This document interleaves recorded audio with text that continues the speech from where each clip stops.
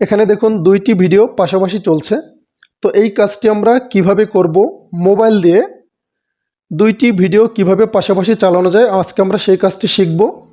CapCut থেকে, অর্থাৎ video editing software CapCut থেকে এই কাজটি খুব সহজেই করা যায়। আমার কাছে যত প্রকার ভিডিও এডিটিং সফটওয়্যার আমি ব্যবহার করেছি তার মধ্যে ক্যাপকাট অন্যতম সহজ একটি মাধ্যম আমার কাছে মনে হয়। তো চলুন বন্ধুরা, কথা না বাড়িয়ে আমরা কাজে চলে যাই। এজন্য প্রথমে গুগল প্লে স্টোরে গিয়ে সার্চ বারে লিখব ক্যাপকাট, এখান থেকে ইনস্টল করে নেব। প্রথমে ক্যাপকাটটি ওপেন করে নেব। এরকম একটি ইন্টারফেস আসবে, এখানে নিউ প্রজেক্ট আছে, নিউ প্রজেক্টে ক্লিক করব। আজকে আমার কাজ হচ্ছে দুইটি ভিডিও আমি পাশাপাশি চালাবো। এজন্য প্রথমে যে ভিডিওটা আমি চালাতে চাই সেই ভিডিওটা আমি এখানে অ্যাড করে নেব। এই যে দেখুন, আমি প্রথমে সেই ভিডিওটা অ্যাড করে নিলাম। এরপরে ভিডিওর উপর একটি ক্লিক করলাম।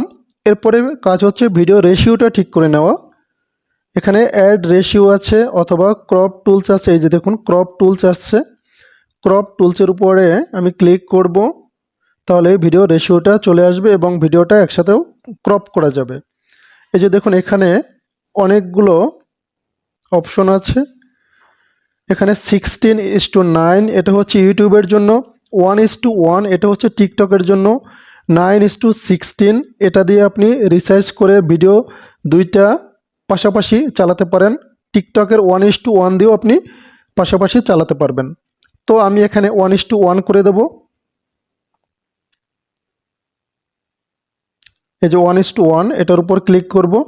দেখুন এই যে ভিডিওটা চলে আসছে।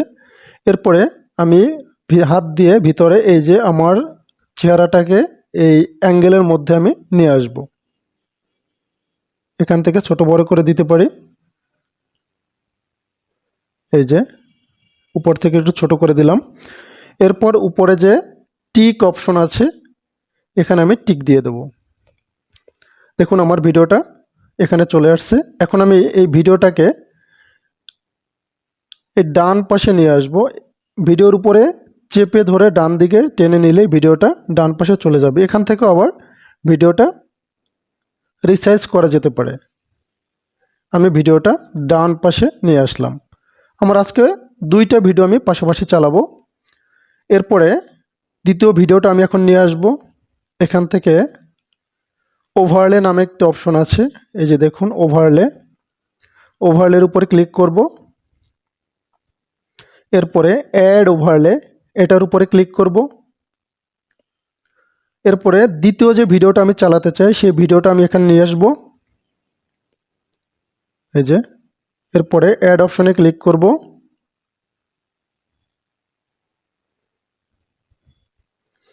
এরপরে পূর্বের ন্যায় আবার আমি এটা রেশিওটা ঠিক করে নেব।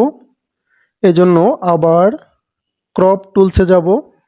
এখান থেকে 1:1 করে দেব এবং চেহারাটাকে আমি এই যে এটার মধ্যে নিয়ে আসব এবং উপরে এই যে টিক মার্কটা দিয়ে দেব।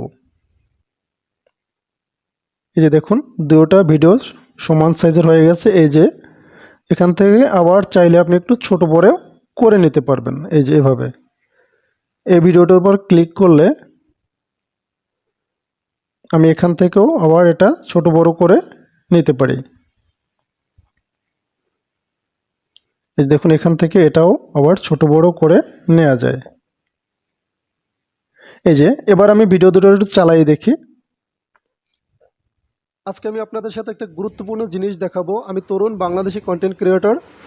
আমি আজকে দেখাবো আপনি বাংলায় কথা বলছেন সেটা হিন্দি হয়ে যাবে, সেটা ইংরেজি।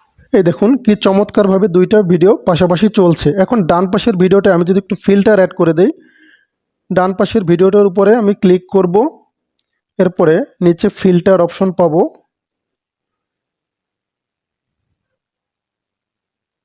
ফিল্টার অপশনে ক্লিক করে আমি চেহারাটাকে একটু মসৃণ করে দেব, সুন্দর করে দেওয়ার চেষ্টা করব। এই যে ফিল্টার অপশন চলে আসছে। এই যে দেখুন ফিল্টার অপশন, এই ফিল্টারে ক্লিক করব। এরপর এখানে অনেকগুলো ইন্টারফেস শো করছে আমার সামনে। এখান থেকে যেটা পছন্দ, এই যে দেখুন আমার চেহারাটা অন্যরকম হয়ে গেল। এখান থেকে অনেকগুলো অপশন পাবেন, আপনি অনেকগুলো ফিচার পাবেন, সবই ফ্রিতে, মোবাইলের ভার্সনগুলো।